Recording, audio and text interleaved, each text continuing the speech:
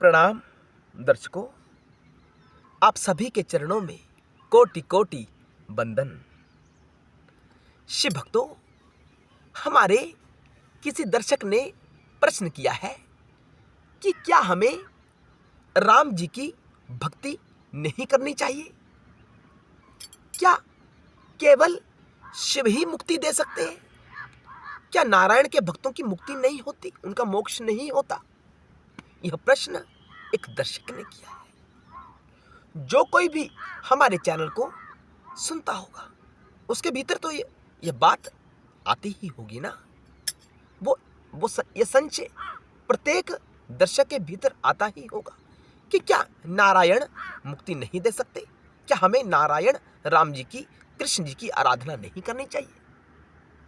ये संशय रहता है। दर्शकों, इस संशय का निवारण इस वीडियो में अवश्य होगा।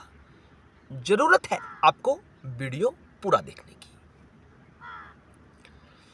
जो यह प्रश्न है, हमें लगता है यह एक ऐसे दर्शक का प्रश्न है जिसने हमारा केवल एक वीडियो ही देखा है, चैनल के अन्य वीडियोस नहीं देखे।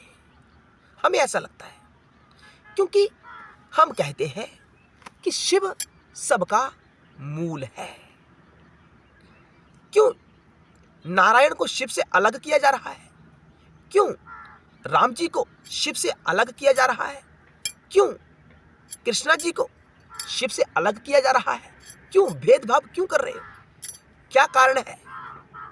हमें लगता है कारण आजकल का सोशल मीडिया, जो एक दूसरे के भीतर द्वेष भरने का कार्य कर रहे हैं।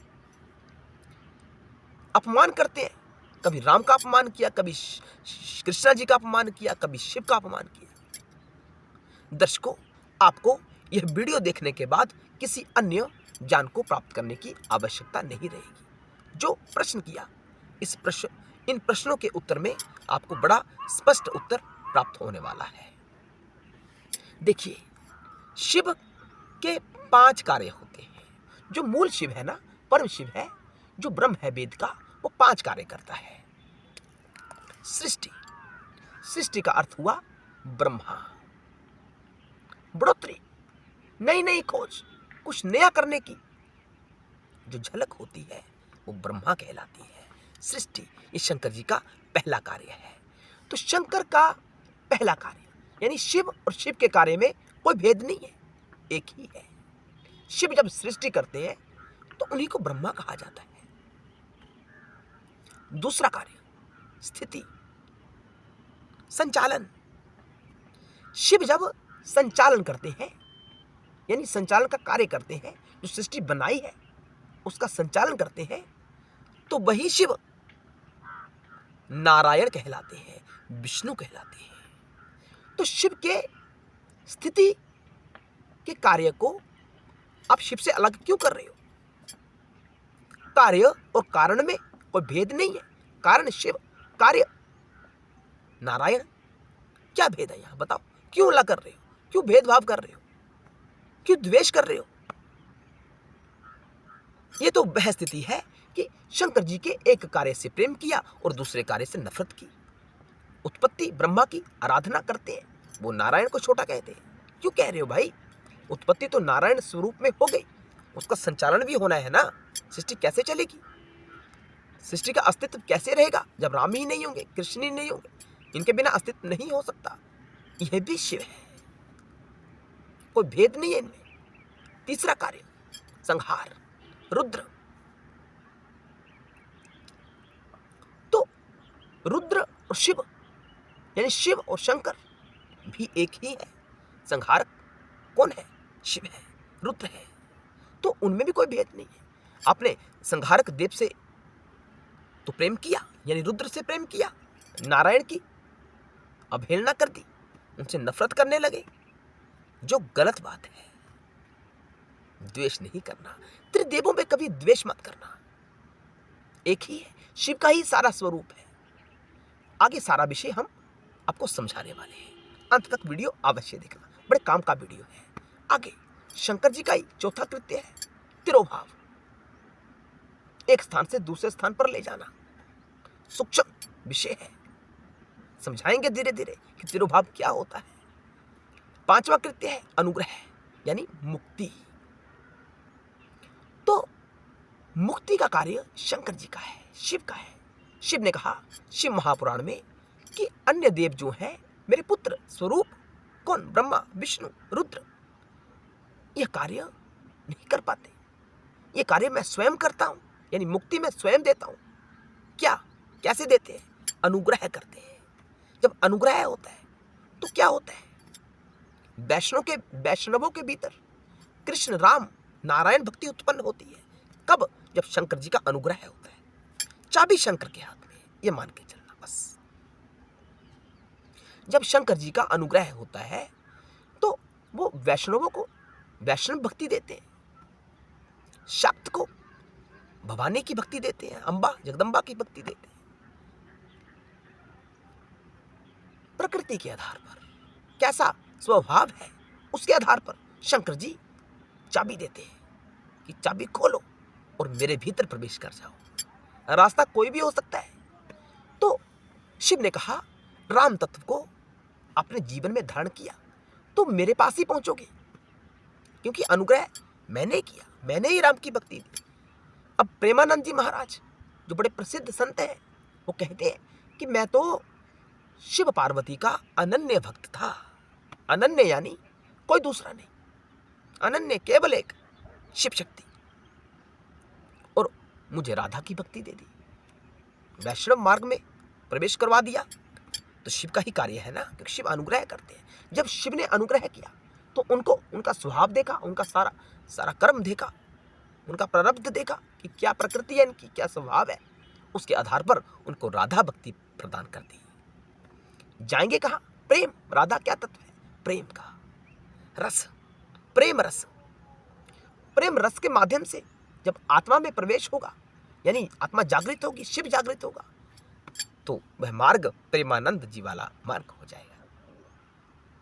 जाना कहां है? जाना सबको शिव की तरफ ही है। शिव सबको वहीं लेकर जाएंगे। अनुग्रह शिव करते हैं। तो इस वीडियो से स्पष्ट होता है, हमने प्रयास किया आपको समझाने का तत्व के आधार पर कि मुक्ति राम के भक्त की भी होती है, कृष्ण जी के भक्त की भी होती है। मुक्ति का नाम शिव है। मुक्ति होती है, कहां स्थित होती है? मुक्ति का अर्थ होता है शिव। मोक्ष स्वरूप है शिव, ज्ञान स्वरूप है शिव।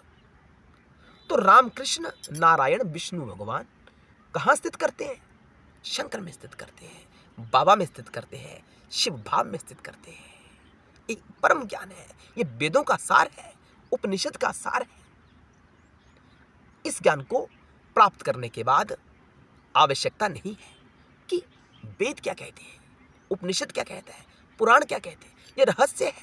5 कार्य शंकर जी के, यहीं से सृष्टि बनती है, चलती है, उसका संहार होता है, तिरोभाव होता है, अंत में मोक्ष स्वरूप अनुग्रह होता है। एक ही ब्रह्म विभिन्न रूपों में बदलता है, स्वयं को बदलता है। कभी नारायण हो जाता है, कभी ब्रह्म हो जाता है, कभी रुद्र हो जाता है। पुराणों में रुद्र को शिव कहा गया है, शंकर को शिव कहा गया है, क्योंकि वही जो हमेशा नित्य शुद्ध स्वभाव में स्थित रहते हैं, यानी शिव भाव में स्थित रहते हैं। इसलिए शंकर के साथ शिव लगाया जाता है, शिव शंकर। अन्य देवों के साथ शिव शंकर नहीं लगाया जाता, क्योंकि माया का प्रभाव हो जाता है उनके ऊपर भी। शिव की माया से कोई भी नहीं बचता। जो बच जाए वो शिव भाव की प्राप्ति कर लेता है। जो हमेशा बचा रहे वो रुद्र है, वो शंकर है, वो महादेव है। त्रिदेवों में महादेव रुद्र को कहा गया है, शंकर को कहा गया है। क्यों? क्योंकि वो हमेशा अपने शुद्ध स्वभाव में रहते हैं, आत्म स्वभाव में रहते हैं, वो माया से प्रभावित नहीं होते। तो बड़े बड़े रहस्य हैं, गूढ़ रहस्य है, समझने वाली बातें होती हैं।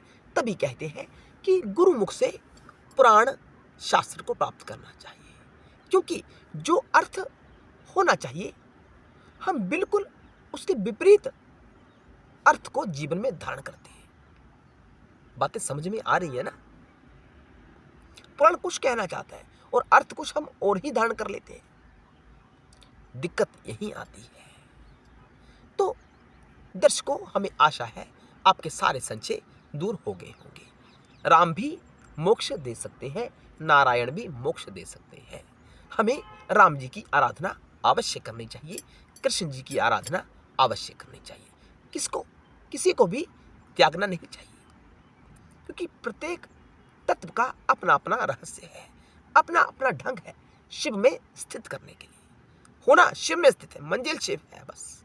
परम शिव जिसको कहा आगम शास्त्र ने, वेद ने ब्रह्म कहा, पुराणों ने जिसे सदाशिव कहा, एक ही बात है, दो नहीं। मैं तो कहता हूं, जहां नारायण कहा वहां भी शिव समझो, जहां ब्रह्म कहा, ब्रह्मदेव कहा, उसे भी शिव समझो, जहां रुद्र कहा वो तो शिव है ही।